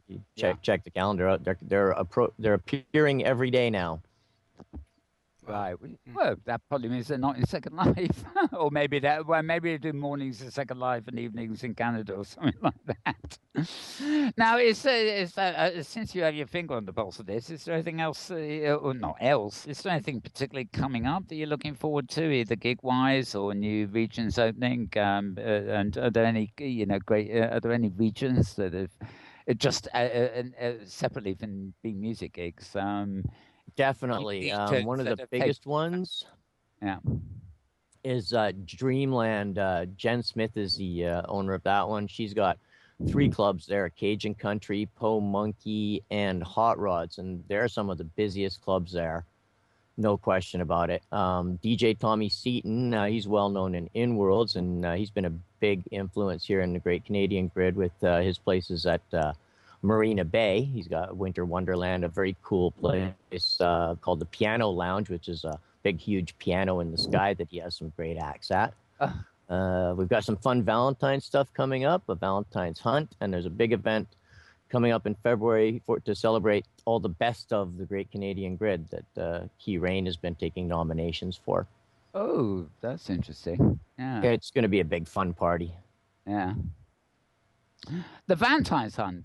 We had a hunt, didn't we, recently? I think it was January or something here. We did, yeah. Long, but quite, and I never got on it, of course. And hunts aren't really my thing.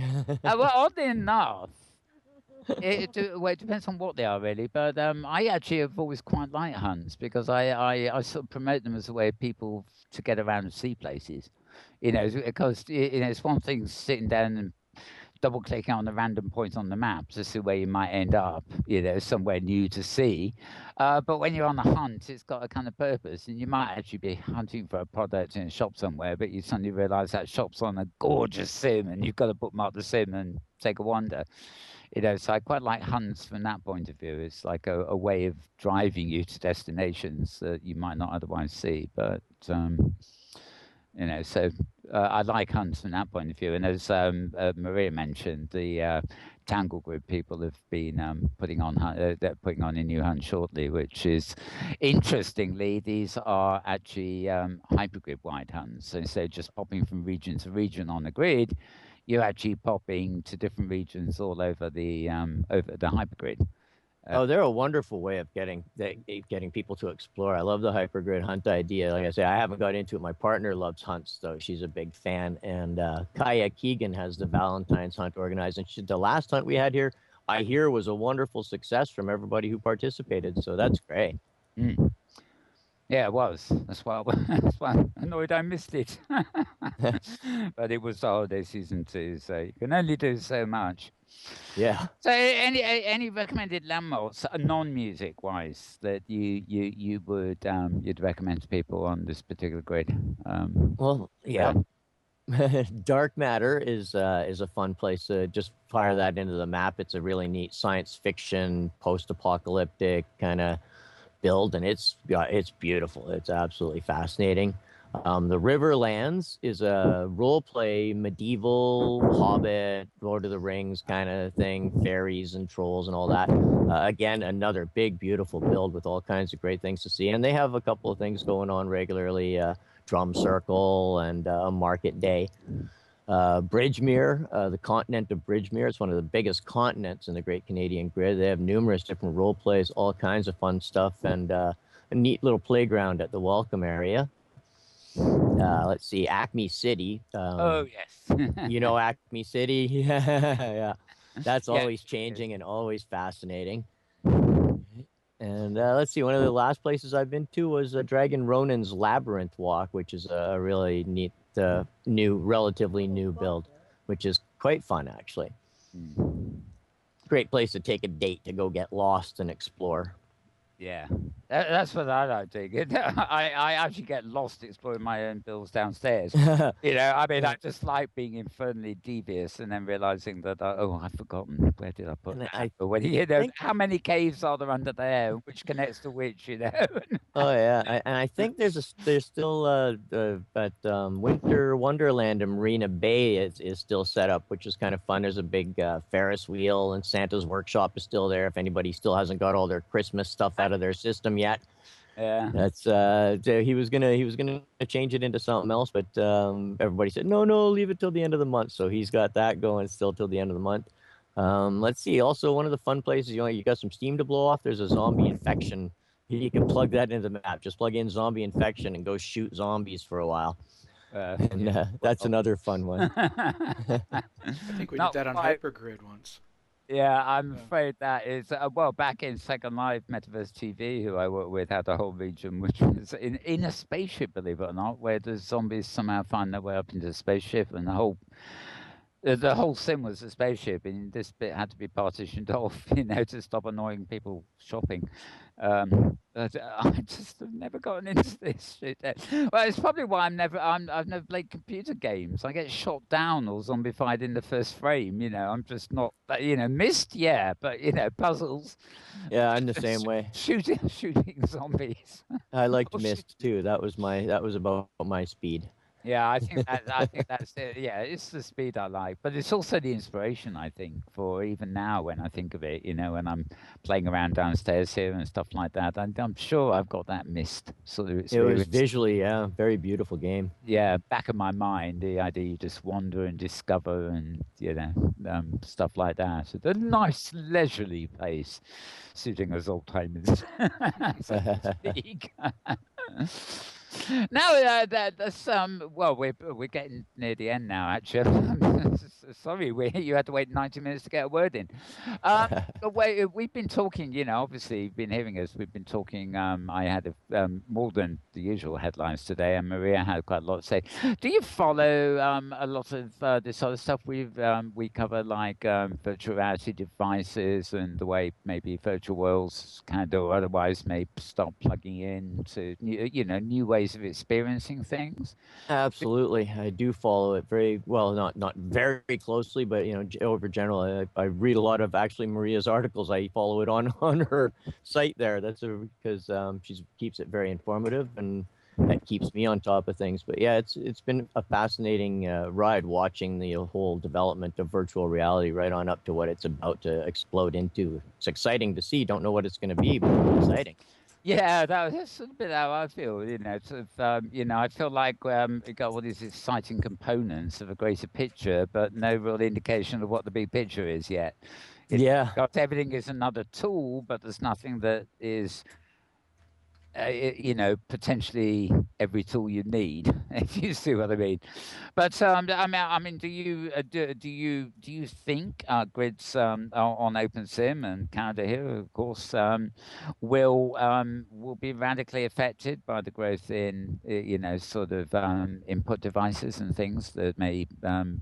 We can't know the future, but do you think we stand a chance of getting a lot more people coming into these places as a result of the hardware? I've thought for quite some time that we're kind of hovering right on the edge of the next wave in the internet. Really, I think it's how people are going to start surfing the net soon. Is that the static website's going to disappear? We're all going to be cruising around in a 3D environment. Mm. Oh, I always wanted a 3D desktop, but I have one. But the graphics engine wouldn't run at the same time as the virtual world, so that put beta that. All right. Okay. Well, let's. I guess we better shut down the show because we've gone. Well, we started a bit late, so we're not quite at the 2-hour point yet. The usual thing I like to do when we're wrapping up is, firstly, ask everybody if there's any other points that they got to raise from the conversation we've been having. Maybe James, is there anything you'd like to ask Will or Ray? Well, no, not I mean, I was just thinking the last part of conversation there related to an RFA's what is OpenSim for, and the concept of what really do people find compelling about it? Because the technology, the manufacturers, the vendors, those are of course going to change. But what is the kind of the essential experience that we're having with virtual virtual worlds that are artifice of our minds? And so that's kind of a constant topic for me. It is, and I think if the hardware does have an influence and gain more traction for these things, then the whole context will change anyway. Yeah. Because once people are used to using their devices or getting more used to virtual worlds, then the things that would be done with them. Yeah, and I like Knox's comment about music. Music is so big, and it is a unique environment to listen to an artist or to be with another crowd listening to an artist. So that's awesome. And you in a virtual world you can be with another crowd, which is it's a great experience. It's true. I mean, when I was first in that cell, I mean, I suppose apart from building a room with lots of news screens and stuff like that on it, as you might expect, I suppose, but it was going to gigs, finding my favorites and going to them quite a lot. But also, I don't really do it that much anymore, but, because I'm very much a voice person, but, this was before we had voice. And, the idea that you could go to a concert and be in the audience and be talking to the audience and listening to the music and even, by wonder of wonders, even talk to the performer. Oh, yeah. Yep. When they're dating to, take their 20 seconds lag and try and talk to you. You can it's unique in itself because when you go to a concert, say a rock concert, blues concert or something, you can't hear anybody. I'm one of these people. You go in a bar or something. I don't drink, but they tend to be quite rowdy, and but the band will play loud so you can hear over. But I can't hear a conversation. No. Whereas in the virtual world, I can read the conversation. Yep. Nobody's going to even bother trying to talk over it. Yeah, and if I arrive late to the show, I can still cam up to the front. So awesome. Yes, indeed. Yes, exactly, as camera operators will do. That's Hey, right. I'm going up front, but you don't know it because I'm standing at the back. Yes, there are some wonderful features of virtual worlds in that way as well. This is true.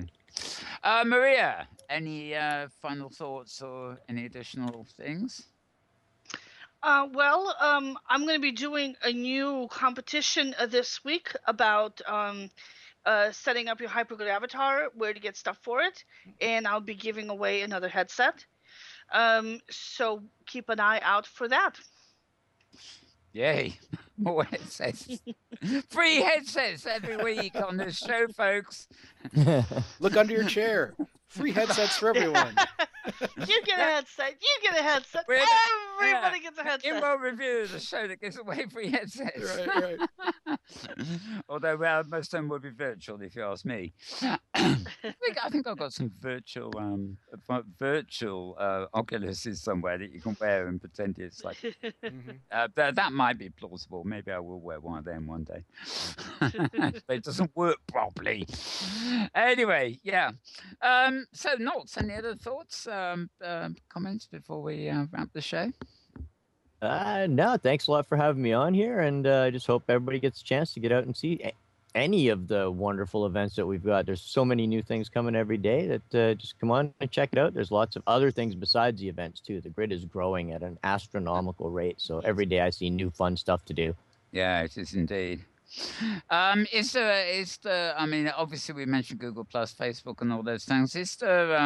We know about Virtually Canadian and the Grid's website, of course. Is there a Google handle or anywhere particular that you can give people to go to for events here?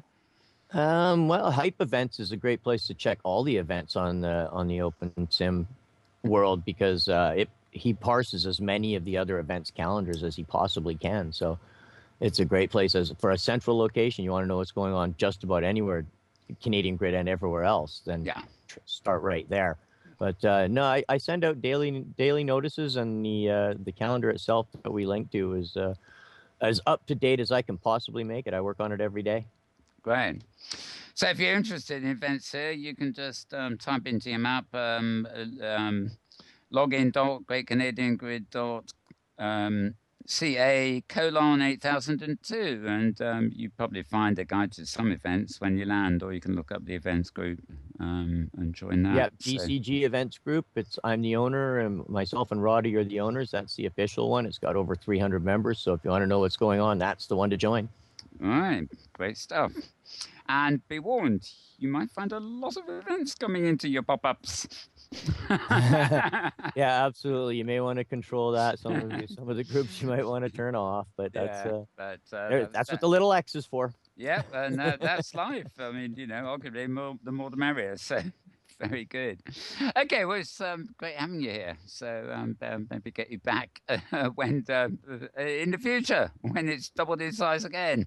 Well, thank you so much. It was my pleasure, and I am going to have to run. I am late for my own next gig. Right. Oh, very good, very good. Okay, well, I think we can call it a wrap there, folks. I'd just like to say thank you to everybody here. Thank you to James Atloud and for doing the camera. Thanks, James. Yeah, sure. I enjoyed it so much. And thanks to Maria Koloff from Hypergrid Business. Thank you, Maria. Always a pleasure to be here, Mal. And thanks to Not Darkness from Great Canada Events and the Grid in general. Thank you, Nox. Thanks for having me. If you want more news links throughout the week, do follow me on Twitter. It's twitter.com/malburns, or one word, or I have another account, twitter.com/malburns_writer, which is media and magazines about the metaverse and, videos and things. And it also contains links to but arts and destinations in Second Life as opposed to out here in the grand open metaverse. You can also follow Maria on Twitter, twitter.com/metamaria. It's her own sort of Twitter feed, and there's also a feed for Hypergrid Business at twitter.com/hypergridbusiness, no less. We will be back, of course, same time, same place next week. It will be the last day of the month, but we will be here before we take our monthly trip to the oldie Second Lifey placey. And yes, I have no idea what's in store next week, but you will find out when you join us. So for now, I'm just going to wish you all a very good morning, a very good afternoon, or indeed a very good evening, and possibly a good tomorrow, depending on wherever and whenever you are. And we'll be returning shortly. Bye for now.